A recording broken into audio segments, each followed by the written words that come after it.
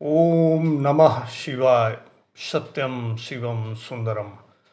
आज श्री शिव महापुराण रुद्र संहिता का 17वां अध्याय भाग 14 में सुनेंगे शिव जी की कैलाश यात्रा। सूत जी कहते हैं, जब इस प्रकार ब्रह्मा जी ने कहा तब नारद जी ने नमस्कार कर विनय पूर्वक फिर पूछ के, हे ब्रह्मा जी, शिव जी कैलाश पर कब गए और महात्मा कुबेर के साथ उनकी मित्रता कहाँ हुई और वहाँ रहकर शिव जी ने क्या किया। ब्रह्मा जी कहने लगे, हे नारद, जिस प्रकार शिव जी कैलाश पर गए और कुबेर के साथ मित्रता की वह सुनो। कंपिल नगर में एक यज्ञदत्त नाम का ब्राह्मण रहता था जो यज्ञ विद्या में पारंगत था। उसके गुणनिधि नामक एक पुत्र था। उसने ब्राह्मणों के आचार त्याग संध्या बंदिनाद से रहित हो ब्राह्मणों की निंदा में रत और पाखंडियों तथा भांडों का साथ कर लिया था। पिता तो घर के कार्यों और दीक्षादि में संलग्न रहा करता था और जब घर आकर अपनी स्त्री से पूछता कि इस समय गुणनिधि कहाँ गया है, तो वह कह देती कि कहीं स्नान या देवताओं की पूजन के लिए गया होगा। एक ही पुत्र वाली होने के कारण वह माता दीक्षित को ठग लेती। निदान ब्रह्मसूत्र के अनुसार दीक्षित ने उस पुत्र का विवाह भी करा दिया। माता नित्य पुत्र को समझाती कि तुम्हारे पिता बड़े ही महात्मा और क्रोधी भी हैं। तुम्हारा कुल बड़ा पवित्र है। तुम यह जुआ आदि निंदनीय कर्म क्यों करते हो? हे पुत्र, इसे त्याग देने में ही तुम्हारा कल्याण है, परंतु उस पर कुछ भी प्रभाव न पड़ता। एक दिन उसने घर में रखी हुई पिता के हाथ की अंगूठी को चुराकर किसी जुआड़ी के हाथ में दे दी। दैवयोग से दीक्षित ने उस अंगूठी को जुआड़ी के हाथ में देखा और उससे पूछा तो उसने कहा, मैंने कोई तुम्हारी चोरी तो की नहीं है, किंतु तुम्हारे पुत्र ने ही लाकर दिया। यह अंगूठी नहीं, अपितु उसने और जुआड़ियों को भी बहुत सा धन लाकर दिया है। लज्जा के मारे दीक्षित का सिर झुक गया। वह सिर झुकाए और वस्त्र से अपना मुख ढके हुए अपने घर गया और पत्नी से कहा कि वह तेरा गुणनिधि पुत्र कहाँ है? तू बड़ी सत्यवादिनी है। इसी से तो जब मैं पूछता था कि कहाँ गया है, तब तू मुझे अपनी बातों में बहला दिया करती थी।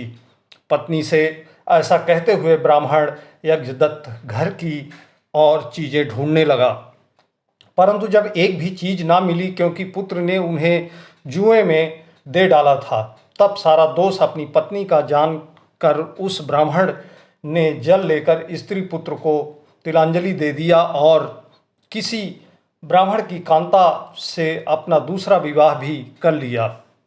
इस प्रकार श्री शिव महापुराण द्वितीय रुद्र संहिता का 17वां अध्याय समाप्त होता है और अब हम 18वां अध्याय में यमदूतों से शिव गणों की वार्ता सुनेंगे।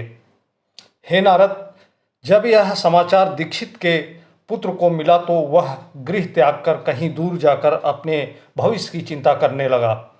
कभी माता की ममता का स्मरण कभी पिता की धर्मजगता और कभी अपनी मूर्खता पर पश्चाताप करने लगा।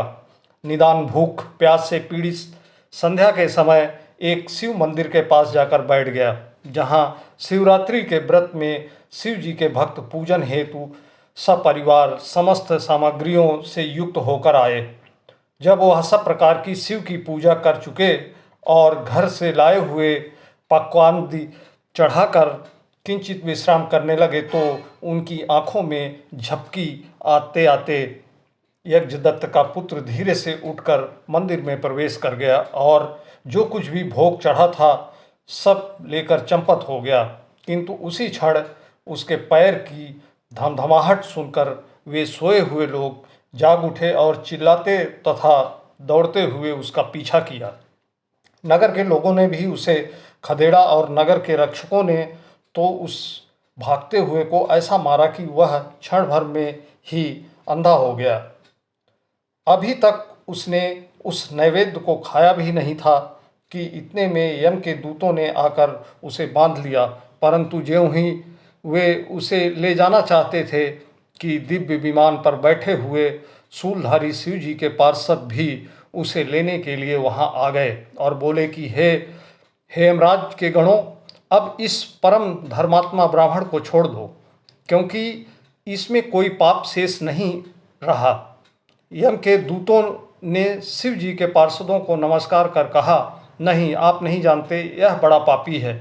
यह देखो, इसने शिव जी का निर्माल्य भी चुराया है। शिव निर्माल्य के भक्षक और उल्लंघन करने वाले को तो छूने से भी पाप लगता है, परंतु धर्म में जैसी जानकारी आप सबको है वैसे हम सबको नहीं है। अतएव यदि इसमें कुछ धर्म का लेस हो तो हमें भी सुनाइए। तब शिव जी के किंकरों ने उन पार्षद से कहा कि हे यमदूतों, इस यज्ञदत्त के पुत्र ने जहाँ बहुत से पाप किए हैं, वहीं इसने पाप रहित धर्म भी किए हैं। जैसे लिंग के सिर पर गिरती हुई दीपक की छाया का इसने निवारण किया और रात्रि में इसने अपना वस्त्र फाड़कर दीपक में बत्ती डाली। प्रसंगवश इसने शिव पुराण का श्रवण किया तथा व्रत रहकर इसने शिव जी की पूजा का दर्शन किया। स्थिर चित्त से द्वार पर बैठा रहा, इस कारण यह अभी हमारे साथ शिवलोक को जाएगा और कुछ दिनों तक वहाँ रहेगा। फिर पाप रहित होकर यह कलिंग देश का राजा होगा। तुम लोग प्रसन्न हो अपने लोक को जाओ। ब्रह्मा जी कहते हैं कि यह सुनकर यम के दूत जहाँ से आए थे वहीं अपने लोक को चले गए। ब्राह्मण शिवगणों द्वारा शिवलोक को गया और वहाँ शिव पार्वती की सेवा से लौटकर कलिंग देश का राजा हुआ। वहाँ उसका नाम अरिंदम पड़ा। उसने अपने राज्य में शिव भक्ति का अच्छा प्रचार और प्रसार किया। शिव मंदिर में रत्नों के दीपक जलाते रहने से वह अलकापित हुआ। शिव जी की थोड़ी भी सेवा बहुत फलदायक हुई। यज्ञदत्त के पुत्र गुणनिधि का यह चरित्र जो सुनेगा उसकी सब कामनाएं पूर्ण होंगी और उसे बड़ा संतोष प्राप्त होगा। हे ऋषियों, अब जिस प्रकार देवताओं के सिरमौर शिव जी ने कुबेर से मित्रता की, वह आख्यान भी सुनो।